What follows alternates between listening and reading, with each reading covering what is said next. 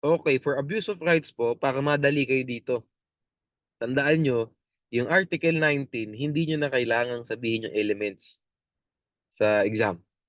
Ang kailangan, kasi po matatanong kayo dito lagi, Article 1921 eh. Madalang naman yung Article 1920. Madalang yan. Ang gagawin nyo lang sa exam, ilalagay nyo yung provision, Article 19, yung mga observed, honesty and good faith and so on.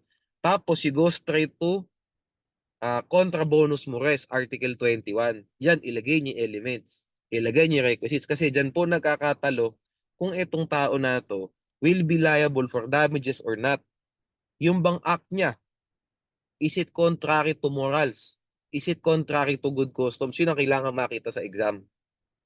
Okay? Go ahead agad, 1921. Tapos magkakaalaman tayo ulitin ko kung may liability yan, kung contrary to morals o hindi. Kasi alam naman po natin, nakalagay na rin, recent case, Lumarda case. Article 19 is not the basis for actionable tort. Ang basis po, 20 and 21. Usually 21. Kasi yun ang konteksto nitong abuse of rights na to eh. May right ka pero inabuso mo, may liability ka. So Article 21. May right ka pero contrary to morals yung pagkaka-exercise mo ng right mo. So X ka, di ba? You have to be liable for damages. Okay? So yan. Act is legal. Dapat it is not unlawful, but it is contrary to morals. And it is done with intent to injure. So in other words, may bad faith. Nalagay ko lang sa tip ko dito.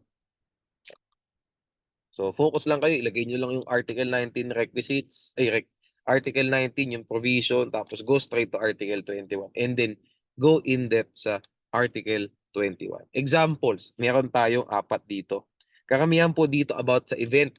Kasal, birthday, may tinanong po no, recent bar question lang. Yung apo, pinangako nung nanay pupunta to sa birthday party. Nakagasta yung lola at lolo. Last minute, biglang hindi na doon sasama yung apo. Hindi na pupunta doon sa birthday party na pinagkagastahan nung lolo at lola niya. Liable o hindi yung nanay? Liable. Ginaya po yung kaso na yon, inspired. Hindi naman ginaya. Inspired po siya nitong kaso na to sa what's the case? Ito, Navarro Banaria versus Banaria. Sa kaso po na to, pinangako na yung 90-year-old na tatay papupuntahin nung asawa niya. So nagkagasta ngayon yung mga anak. Okay. 90th birthday ng tatay natin, birthday party. Tapos, hindi niya sinabi na hindi na pupunta yung lolo. Si lolo, yung tatay, yung 90 years old na tatay. Liable ba yung legal wife, yung asawa ni Mr. A? Liable po. No? Meron naman talagang right, 'di ba? You have a right to accept or not to accept the invitation. Kasi siya rin, kasi yung legal wife po, siya yung guardian ni tatay, 90 years old na mahina na nag-aalaga yung asawa. Meron po silang right to, siya as the guardian of this old man, to reject. Pero in doing so, dapat in-inform mo naman yung mga tao weeks before or whatever. No? Actually, dapat, kung hindi ka naman talaga pupunta, at wala ka namang reason bakit hindi ka pumunta, dapat ni-reject mo na lang yung invitation para di nagkagasta yung mga tao. Sabihin natin, sinabi niya a month before, hindi na kami pupunta kasi ayaw na namin bigla. Hindi dahil nagkasakit, hindi dahil malayo, hindi dahil pagod na pagod yung magulang. Sila, yung 19-year-old man, hindi yun, ayaw na lang niya. Eh, right ko naman yan, sabi niya. Right namin niya. Kung gusto na pumunta o hindi, wala na kami sa mood. Ayaw na namin. Even if 1 month before yan, liable pa din. Kasi contrary to morals, good customs. Pag nag-RSVP ka, ikaw nga ang celebrante, yung alaalagaan mo kayo isi-celebrate dyan. Biglang di ka pupunta, nagkagasta na. So kung ayaw ka, dapat ginawa mo, hindi pa nagkakagasta, no, nagpaplano pa lang. See? Ano to case to case to So you need to use your common sense din. Based dun sa tanong, kung meron bang contrary to morals ng ginawa o wala. No, hindi po ito hard and fast rule. So it's up to you to determine kung meron bang contrary to morals na ginawa o wala at meron bang naging damages yung kabilang party. Like yun. Kung hindi naman nagkagasta, o di walang liability. Di ba? Kung nagkagasta kahit na 1 month before yan, nag-yes ka before, ngayon no ka na. Aba, may liability ka. Di ba? Kasi abuse of rights yan. Okay? Next tayo, moral seduction. Ayan, yung malicious prosecution pakibasa na lang kasi hindi siya masyadong tinatanong naman 'no. Okey. Basta yung malicious prosecution, dalawa lang kailangan makita pala, sasabihin ko na. Dalawa, may tatlong elements 'yan, tatlong requisites, may dalawa kang kailangang makita sa facts para magkaroon ng malicious prosecution.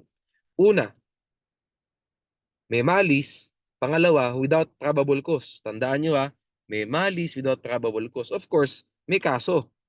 May kasong final laban dun sa defendant, sabihin natin. Tapos yung defendant later on nag-file ng action for malicious prosecution against etong petitioner, etong complainant, and so on.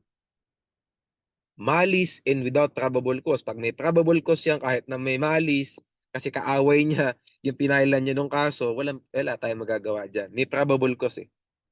So, dapat both of them must coexist. Dito tayo sa moral seduction po. Sa moral seduction, tandaan nyo, ang panimulang awit nyo dapat pag nagsagot kayo, a mere breach of promise to marry is not an actionable wrong. Yun ang kailangan makita sa inyo. As long as it is not contrary to morals and good customs. Ayun, no? Basically, ginamit lang din, no? Hinango lang din siya from Article 21. Yung mga good customs, yung mga morals na yan. Okay lang po siya maging contrary to morals, good customs.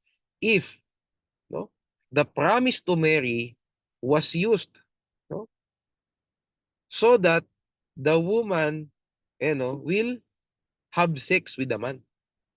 Okay. If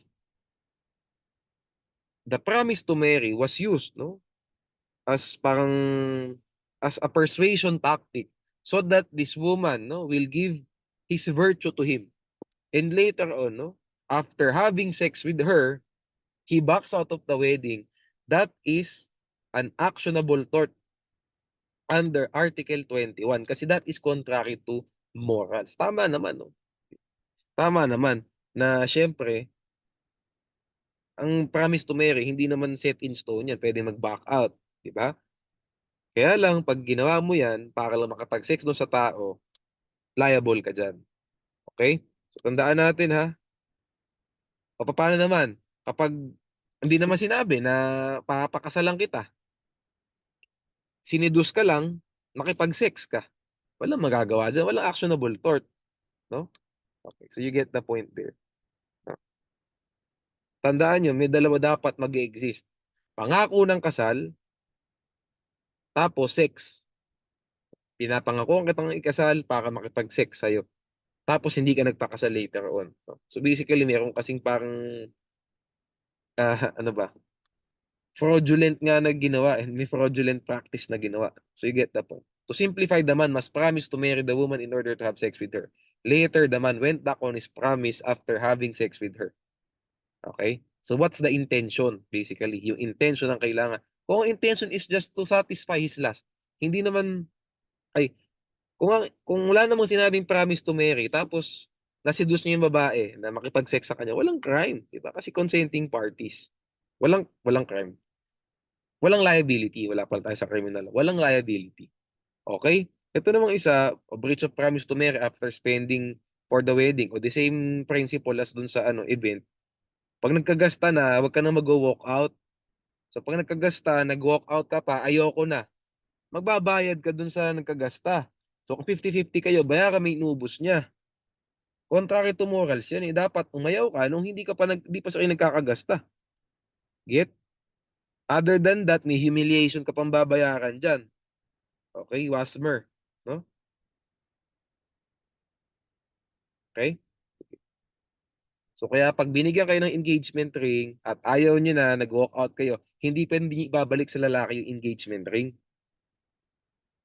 'di ba? Kasi that is contrary to morals. Dapat 'di ka nag-yes, okey. Last is yung public humiliation, itong sa guest 'no, yung 'pag pinaalis ka, 'pag uninvited ka dapat paalisin ka ng humane naman. It must not be inhumane na sasigawan ka, tapos, papahiyain ka para lang paalisin ka. Dapat chill lang, okey? So ito, Nico Hotel versus Reyes 'yan. So tapos na tayo sa torts 'no, so human relations. This ends our discussion for persons and family relations 'no. Thank you po.